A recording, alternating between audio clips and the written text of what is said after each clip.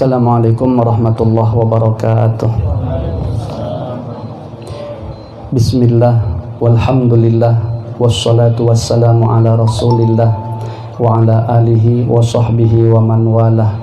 Allahumma salli wa sallim ala sayyidina Muhammadin miftahi babi rahmatillah adada ma fi ilmillah, salatan wa salaman daimaini bidawami mulkillah wa ala alihi wa sahbihi adada kulli dzarratin alfa marrah wala haula wala quwata illa billah amma ba'dah. Yang sama-sama kita muliakan kepada para tetuha, para sesepuh yang hadir, begitu pula Bapak Ketua Majelis Ta'lim Al-Mubarak, Sahibul Bait sekeluarga yang juga sama-sama kita muliakan, bapak-bapak, ibu-ibu, hadirin dan hadirat, dan semua jamaah Majelis Ta'lim Al-Mubarak yang hadir, yang semuanya saja kita doakan mudah-mudahan senantiasa diberikan Allah keberkahan hidup dunia akhirat. Amin ya rabbal alamin. Sedikit kita mengambil keberkahan keistiqomahan pelajaran kita sampai halaman 42 ya. Hikayat nggih, mohon maaf ya. Wabil isnadil ladzi yattasilu ilal musannif rahimahumullahu ta'ala wa nafa'ana bi ulumihim wa anwarihim wa asrarihim fid dharain amin. Bismillahirrahmanirrahim. Hikayat 1 atau hikayat yang pertama. Abdullah Al-Wasiti berkata, saya melihat seorang wanita di Arafah mengucapkan may yahdillahu fala mudhillalah wa may yudlil fala hadiyalah. Itu salah satu daripada ayat Al-Qur'an ya. Nah, kalau diterjemahkan yang dibaca perempuan atau wanita tadi, siapa yang diberi petunjuk oleh Allah maka tiada yang menyesatkannya, dan siapa yang disesatkan Allah maka tiada orang yang dapat menunjukinya. Nah, saya Imam Abdullah Al-Wasiti lalu tahu bahwa wanita itu seorang yang tersesat. Nah, jadi dari bacaan ayat Al-Quran yang dibacanya tadi langsung bisa ditangkap oleh Imam Abdullah Al-Wasiti bahwa dari ayat itu menunjukkan perempuan itu lagi tersesat dia di Mekah nih ya, di Padang Arafah. Nah, saya pun terus bertanya ya kepada wanita itu tadi, hai wanita, Anda ini seorang dari mana? Ya, sahutnya wanita itu menjawab lagi, membaca Subhanalladzi asra bi'abdihi lailam minal masjidil harami ilal masjidil aqsa. Nah, Maha suci Allah yang telah memperjalankan hambanya pada suatu malam dari Al-Masjidil Haram ke Al-Masjidil Aqsa. Saya pun tahu, saya Imam Abdullah Al-Wasiti, saya pun tahu kalau wanita itu datang dari negara atau negeri Syam, ya, Masjidil Aqsa. Oh, rupanya dia dengan menggunakan ayat itu tadi pengen menunjukkan bahwa beliau ini berasal dari daerah Syam. Nah, kemudian tanyaku lagi, apa keperluan Anda datang di sini? Ya, ini kan di Padang Arafah, kisahnya di Mekah. Apa keperluan Anda di sini? Jawabnya lagi, walillahi 'alan nasi hijjul baiti man istata'a ilaihi sabila. Nah, masih pakai ayat Quran. Kalau diterjemahkan tadi, mengerjakan haji adalah kewajiban manusia terhadap Allah, yaitu bagi orang yang sanggup mengadakan perjalanan ke Baitullah. Nah, saya pun, ujar Imam Abdullah, menjadi tahu bahwa tujuan wanita itu adalah beribadah haji. Tanyaku lagi, apakah Anda bersuami? Jawabnya, wala taqfu ma laisa laka bihi ilmun, ya. Janganlah kamu mengikuti apa yang kamu tidak mempunyai pengetahuan tentangnya. Maksudnya ini isyarat bahwa perempuan itu janda ya. Tanyaku, maukah Anda naik onta? Nah, jawab si wanita itu, wama taf'alu min khairin ya'lamhullah, dan apa yang kamu kerjakan berupa kebaikan niscaya Allah mengetahuinya. Nah, artinya terima kasih nih atas tawaran mempersilahkan saya naik onta. Iya, saya mau. Misalkan dari ayat itu isyaratnya seperti itu. Ya, karena menawarkan untuk naik onta merupakan kebaikan gitu. Nah, kemudian ketika wanita itu naik ke onta tadi, ia pun berkata, "Ulil mu'minina yaghuddu min absarihim." Katakanlah kepada orang laki-laki yang beriman, hendaklah mereka menahan pandangannya. Rupanya Imam Abdullah tadi ketika wanita itu naik ke atas onta melihati begitu. Nah, jadi seakan-akan perempuan ini kayak negur gitu. Jangan memandangi perempuan yang bukan mahram. Makanya dibaca ayat tadi, hendaklah menahan pandangannya. Seakan-akan tadi katanya apa? Engkau jangan memandang aku. Nah, saya pun berpaling daripadanya. Setelah ia naik, saya bertanya, siapa nama Anda? Jawabnya masih pakai Al-Quran nih. Walkur fil kitabi Maryam. Nah, dan ceritakanlah kisah Maryam di dalam Al-Quran. Oh, dia pengen ngasih tahu bahwa namanya adalah Maryam. Ya, nah macam antum misalnya nak sok-sok jawab, misalnya nak sok-sok jawab begitu kalau tanya, siapa nama anta? Tabbat yada abi lahabi wa tab. Mungkin begitu kira-kira ayat yang dipakai. Ya. Nah, ini Maryam namanya, Maryam. Ya. Dan ceritakanlah kisah Maryam di dalam Al-Quran, namanya Maryam. Saya bertanya lagi, apakah Anda punya anak?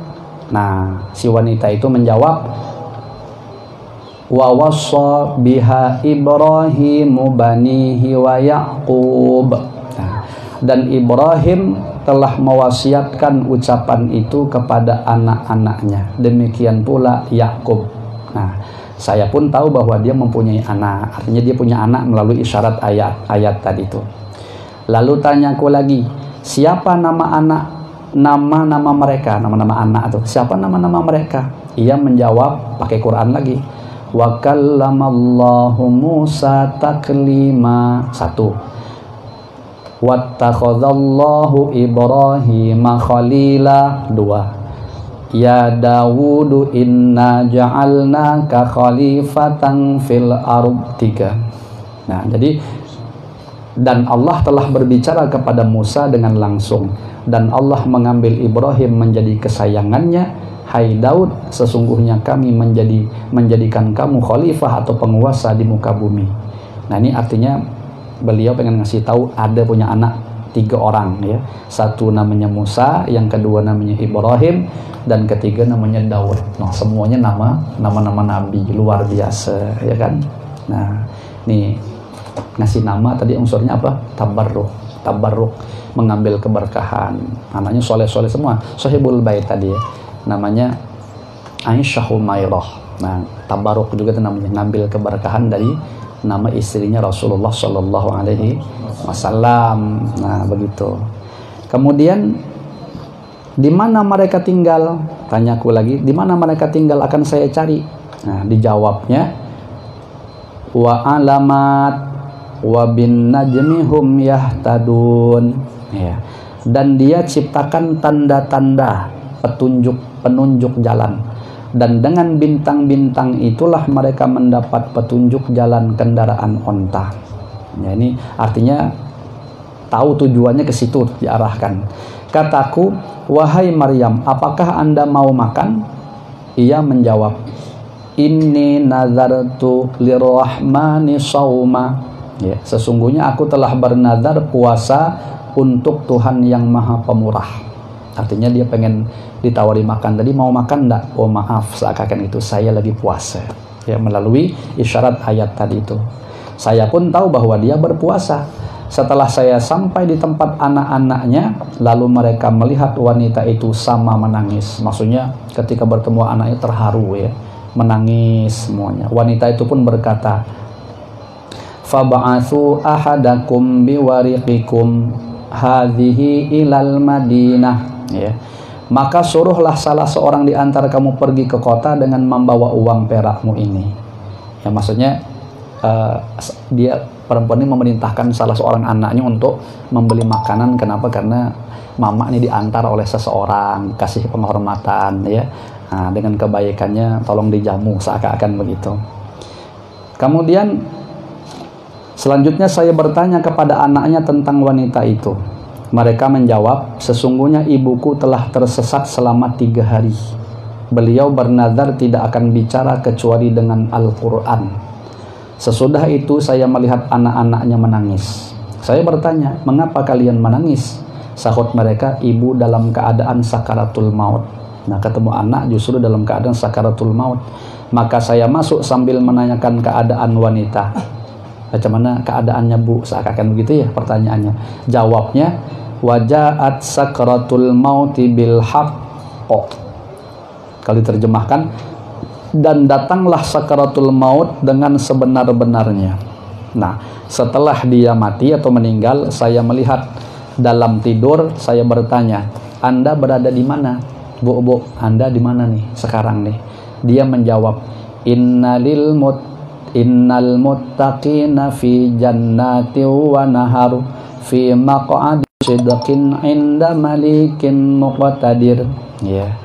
Sesungguhnya orang-orang yang bertakwa itu di dalam taman-taman dan sungai-sungai surga.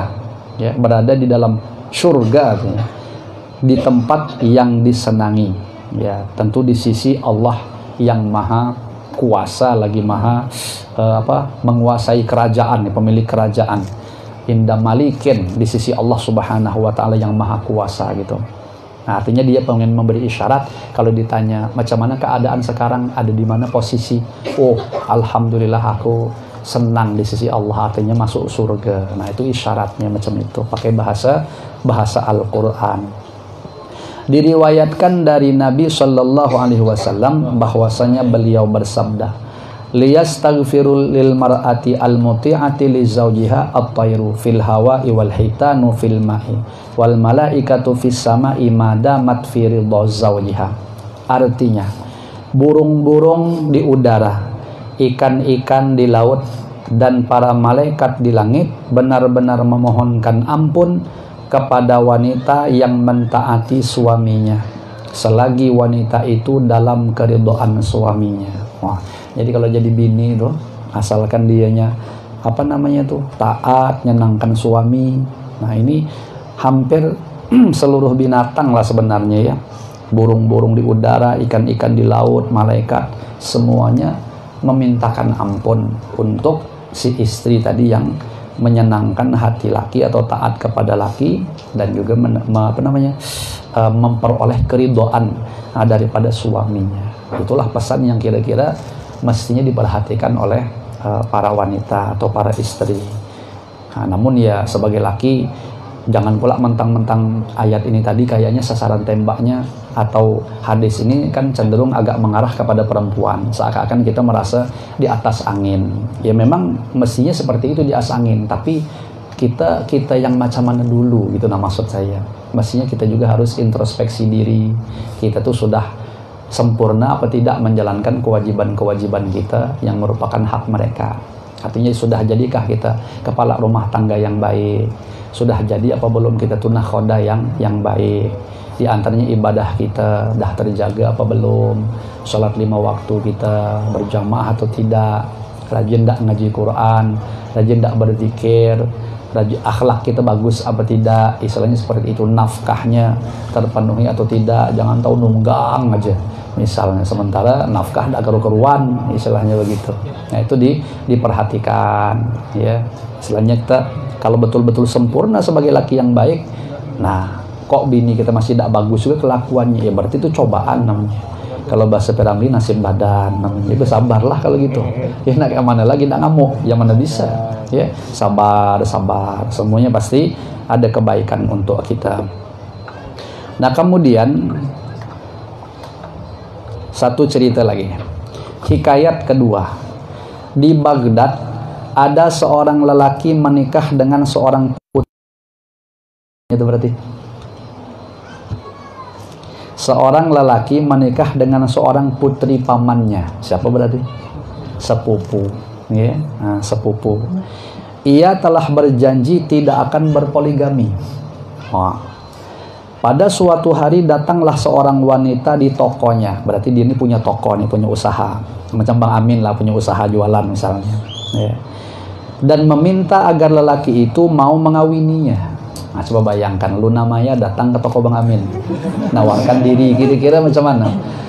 Ya, macam mana lah kira-kira? Oh Bang Amin, aku ini tidak tahan lagi Bang Amin aja katanya. Masya Allah, Bang Amin aja misalnya. Ya. Nah, padahal Bang Amin tadi sudah berjanji, sudah sama bininya ya tak? Nah, jadi apa kata Bang Amin tadi? Ia pun memberitahukan kepada wanita itu kalau telah berjanji dengan istrinya, yaitu misalnya putri pamannya, kalau ia tidak akan berpoligami. Akhirnya apa yang terjadi? Nah, si Luna Maya tadi pun berjanji, andai kata telah menjadi istri kedua, ia rela digilir seminggu sekali setiap hari Jumat. Oh Bang Amin, pokoknya asal Bang Amin ngawini aku Bang Amin, biarlah aku seminggu sekali jadilah. Gitu kan. Goyah Bang Amin akhirnya. Coba lihat ini kelanjutannya. Akhirnya lelaki itu pun menikah lagi dengan wanita tadi. Lupa janji tadi dah. Ya, menikah lagi hingga berjalan sampai 8 bulan. Istrinya atau istri pertama nih maksudnya, putri pamannya, sepupunya tadi. Ya. Lalu ingkar kepadanya dan menyuruh jariyahnya untuk mengawasi suaminya kemana dia pergi. Rupanya bini pertamanya ini curiga. Ngapa abang nih? Setiap Jumat hilang. Ya, curiga akhirnya diutusnya jariyah. Jariyah ini pembantulah bahasa kita, diutus. Kau tolong awasi laki aku tuh, kemana dia begitu. Nah, tiba-tiba suaminya masuk. Ini mohon maaf Bang Amin contoh cuman ya, jangan bolak baper gitu ya, jangan bolak dibawa ke hati gitu. Tiba-tiba suaminya masuk ke sebuah rumah. Jariyah atau pembantu itu pun lalu bertanya-tanya kepada para tetangganya. Mereka memberitahu bahwa lelaki itu telah menikah. Jariyah kemudian kembali atau pembantu itu kembali dan melaporkan keadaannya kepada tuan putri, bini pertama tadi, kalau suaminya telah kawin lagi. Nah, apa respon dari bini pertama apa setelah dilaporkan? Abu nyonya, Bang Amin kawin lagi rupanya. Ya. Nah, apa kata bini pertama nih? Orang solihah nih.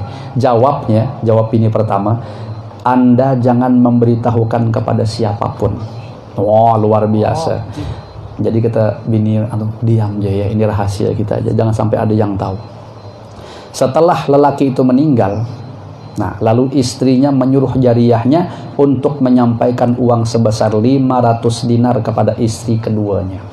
Rupanya Bang Amin ini mungkin ya karena tadi waktu malam Jumat habisan betul, mungkin sampai meninggal gitu, tidak kuat ya. Malam lah seminggu sekali gitu deh kan, kisahnya aja ekstra gitu kan. Koku Bima aja 3 sekali minum. Rupanya ya kata orang tuh apa namanya tuh overdosis, kata Nanda overdosis gitu ya. Masya Allah. Allah biasa banget gue tahu ini. Nah, setelah meninggal, bini pertama nih hebatnya ya, ngirim pembantunya tadi kepada bini kedua. Apa tuh? Dikirim 500 dinar. 500 dinar tuh bukan kecil. 1 dinar tuh 4,2 gram emas. Anggaplah kita bilang 4 gram. Sekarang emas segram berapa? Anggap setengah juta. Kalau 4 gram berarti 2 juta. Itu 1 dinar. Ini 500. Kalau 2 juta kali 500 berapa? 1 miliar. Bayangkan. Bini pertama ngasih bini kedua, ini duit 1 miliar. Apa yang terjadi? Dikatakannya. Nah, dan katakan kepadanya, semoga Allah memberikan pahala yang besar kepadamu sehubungan dengan kematian suamimu. Wah, seakan-akan bilang nih, oi bini kedua, laki kita mati, ini duit 1 miliar, ambil. Wah, suamimu telah meninggal dunia, meninggalkan uang 8.000 dinar. Yang 7.000 untuk putranya, dan yang 1.000 dinar separuh untuk istri yang pertama, dan yang separuh 500 dinarnya untuk kamu. Jadi dia nih, kalau tadi 500 dinar aja berapa tadi? 1 miliar ya. Nah, dia nih punya tirkah harta peninggalan 8.000. Berarti berapa tuh? 16. Betul. 16 miliar. Wah, mantap Bang Amin. 16 miliar tinggalannya. Wah, 16 miliar tadi 14 miliarnya atau setara dengan 7.000 dinar itu diberikan kepada anak karena ahli waris, anaknya ada seorang putra. Sedangkan yang 2 miliarnya, 1 miliar untuk bini pertama karena bagian 1/8 Bang. 1 miliar lagi diberi kepada istri keduanya. Luar biasa. Tapi di ujung hebat nih ceritanya, ya. Nah, setelah Jariyah memberitahukan pada istri madunya itu istri kedua, ia pun berkirim surat kepada istri pertama maksudnya, seraya mengatakan, surat ini tolong Anda sampaikan kepada istri misannya atau istri pertama tuh. Ternyata surat itu berisi pembebasan mas kawin bagi suaminya dan wanita itu tidak mengambil apa-apa. Wah, luar biasa. Artinya, wahai bini pertama, laki kau dulu waktu ngawini aku itu belum bayar mas kawin. Gratis, aku bebaskan. Bahkan nih dia tak ngambil apa-apa bahasanya. Duit tadi pun dibalikkannya kepada bini yang pertama. Beruntungnya solihah dua-duanya punya bini macam itu. Dalam hati Mbak Amin bilang, amin ya Allah, mudahan kabul. Mudahan terwujud ya Allah. Oh, jangan dulu Mbak Amin ya, tolong. Kalau bisa jangan dua lah, kasihan jomblo banyak nih masih. Berbagi-bagi gitu ya, berbagi-bagi. Nah, kemudian Nabi SAW bersabda, wallahu a'lam bissawab. Kita cukupkan ya, mudah-mudahan ya seada-adanya begini dijadikan oleh Allah Subhanahu wa taala menjadi ilmu nafi', manfaat berkah dunia akhirat untuk kita semua. Amin ya rabbal alamin. Ala hadhihi niyat wa ala manawahu aslafuna salihun wa likulli niyatin salihah wa ila hadratin nabi sallallahu alaihi wa ala alihi wa sahbihi wa baraka wa sallam. Al-Fatihah.